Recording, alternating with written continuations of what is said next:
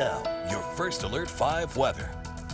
And in most areas, we're about 2.5 to 3 hours away from seeing those fireworks shoot into the sky. So let's get right to that 4th of July fireworks forecast. You can see for the most part, we are expecting generally dry conditions, but we could see a few isolated showers and thunderstorms move across the Pikes Peak region between about now and 10 p.m. Temperatures are warm outside, so probably don't need a jacket unless you find yourself underneath one of those storms. Of course, that rain-cooled air could drop temperatures quickly. Similar story in Pueblo. Twilight tonight around 8:30, 9 o'clock. The fireworks set to launch into the sky above town around 9:30. It'll be breezy, but partly to mostly cloudy. And then as you head home, still in the lower 80s out there at the Pueblo Riverwalk. Now, storms is expected becoming a bit more widespread this evening, closer to the interstate compared to what we saw earlier today. But you can see most of it out across the mountain areas, at least the lightning strikes on radar, and out west towards the Continental Divide, even farther west than that. Pretty good storm now popping up just north of the Colorado Springs Airport. Cimarron Hills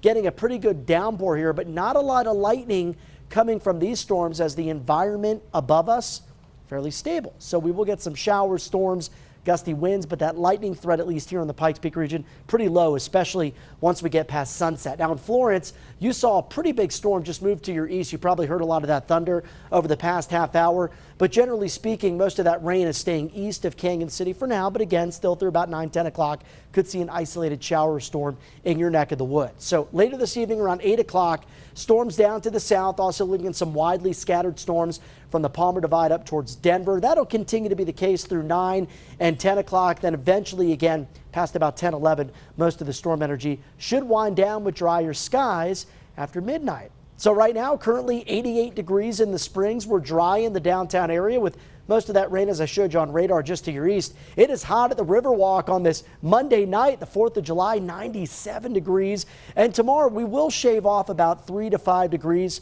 from our highs today. That'll put us back into the mid-90s for Pueblo, upper 80s in the Springs. There's more moisture to work with tomorrow, and that means those rain chances will begin to increase across the region. Will be around 50% in the Springs Tuesday, even higher Wednesday, and then both areas see diminishing rain chances as we get some drier air by the upcoming weekend. So you can see on FUTURECAST here, Wednesday afternoon, more widespread showers versus what we saw today. That'll be a similar story Thursday, but check out Friday and Saturday, much less green, much less yellow to work with as we see a calmer end to the work week and start to the weekend. Overnight lows tonight, they will be mild across the region. 60s for the plains, 50s out west of the interstate, 87 in the Springs on Tuesday, 94 Pueblo, triple digits possible out towards Lamar. Over the next 7 days in the Springs, a gradual cool down as that moisture increases, and then with the drier ridge building in, we see some toasty 90s by the weekend. For Pueblo, mid to low 90s here through Thursday, but the heat builds, my friends, by Saturday and Sunday, near triple digit to just above triple digit temps in your forecast.